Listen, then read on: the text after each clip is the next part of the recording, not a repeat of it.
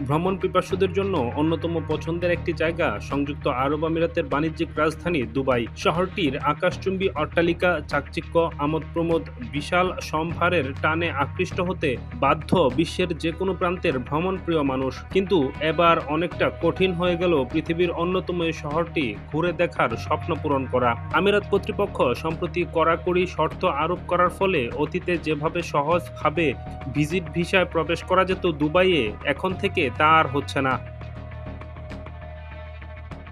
মধ্যপ্রাচ্য ভিত্তিক সংবাদ মাধ্যম খালিজ টাইমসের প্রতিবেদনে বলা হয়, এখন থেকে যে কোনো দেশ থেকে ভ্রমণকারীরা দুবাই প্রবেশ করতে চাইলে বাধ্যতামূলকভাবে নগদ বা ক্রেডিট কার্ডে ৩,০০০ দিরহাম, যা বাংলাদেশি মুদ্রায় প্রায় ৯৬,০০০ টাকা সমপরিমাণ অর্থ সঙ্গে রাখতে হবে। সেই সঙ্গে থাকতে হবে বৈধ রিটার্ন টিকেটও। দুবাইয়ের ফ্লাইটে চড়ার আগেই বাধ্যতামূলক এই অর্থ ও বৈধ রিটার্ন টিকেটের পাশাপাশি বাসস্থানের বৈধ কাগজপত্রের প্রমাণ দেখাতে হবে।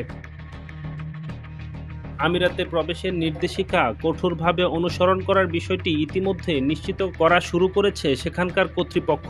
কিছু ভারতীয় যাত্রী যারা এসব শর্ত পূরণে ব্যর্থ হয়েছে তারা বলছেন তাদের ভারতীয় বিমানবন্দরে আটকে দেওয়া হয়েছে এবং তাদের ফ্লাইটে উঠতে বাধা দেওয়া হয়েছে। আরও কিছু যাত্রী দুবাইয়ে বিমানবন্দরে আটকা পড়েছেন বলেও জানা গেছে।